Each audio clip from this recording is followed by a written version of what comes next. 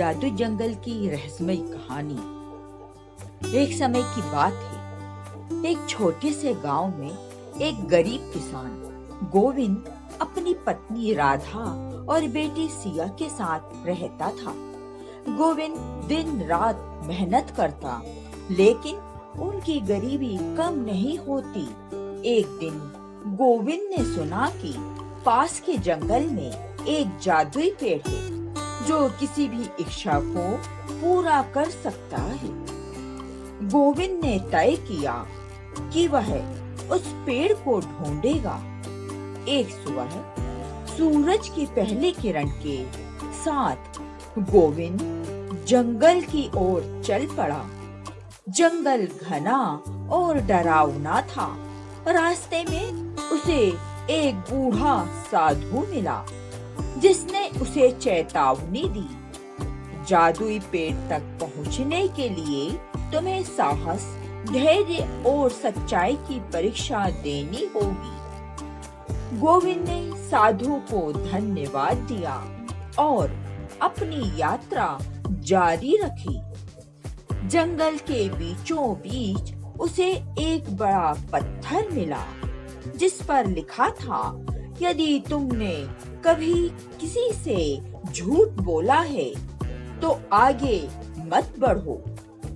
गोविंद ने ईमानदारी से सोचा और आगे बढ़ा, क्योंकि उसने कभी झूठ नहीं बोला था। थोड़ा आगे बढ़ने पर गोविंद को एक नदी मिली जो बहुत गहरी और तेज बहाव वाली थी। नदी के किनारे एक पुल था जिस पर लिखा था, सिर्फ वही इस पुल को पार कर सकता है जिसने कभी किसी का दिल नहीं दुखाया।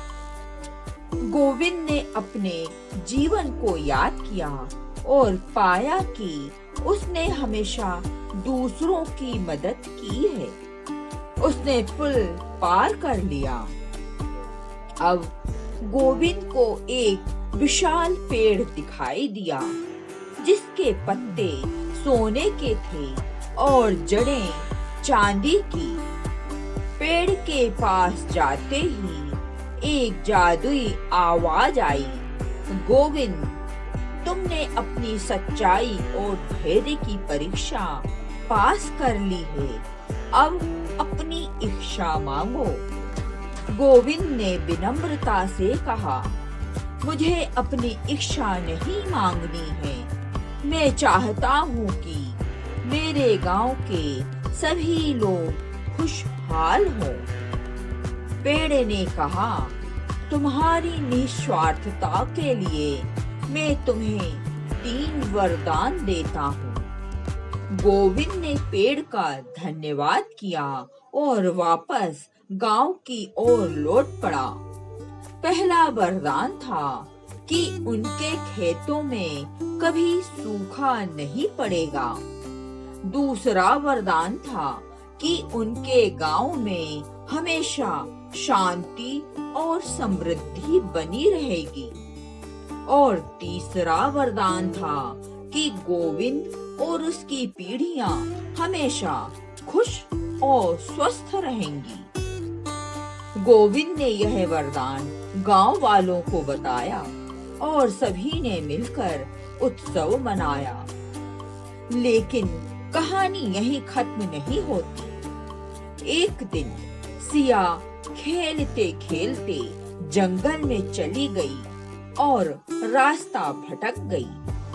गोविंद और राधा ने उसे ढूंढने के लिए जंगल का चप्पा चप्पा छान मारा, लेकिन सिया का कोई पता नहीं चला। तभी गोविंद को वही बूढ़ा साधु मिला जिसने उसे जादुई पेड़ के बारे में बताया था। साधु ने कहा, तुम्हारी बेटी सुरक्षित है। उसे खोजने के लिए तुम्हें अपने सबसे बड़े डर का सामना करना होगा।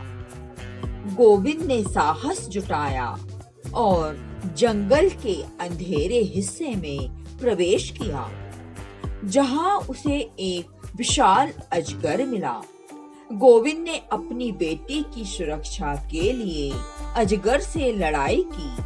उसकी निस्वार्थता और साहस को देखकर अजगर ने हार मान ली और सिया को सुरक्षित वापस दे दिया। गांव लौटते ही सभी ने गोविंद की बहादुरी की प्रशंसा की और साधु ने गोविंद को आशीर्वाद दिया। तुम्हारी निस्वार्थता और साहस ने तुम्हें सच्चा नायक बना दिया है। अब तुम्हारा गांव हमेशा खुशहाल रहेगा।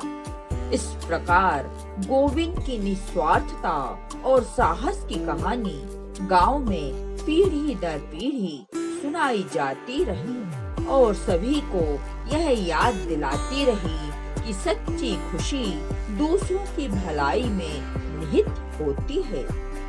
जय श्री राम। हमारे चैनल को लाइक करें, सब्सक्राइब करें और शेयर करें। Thanks for watching.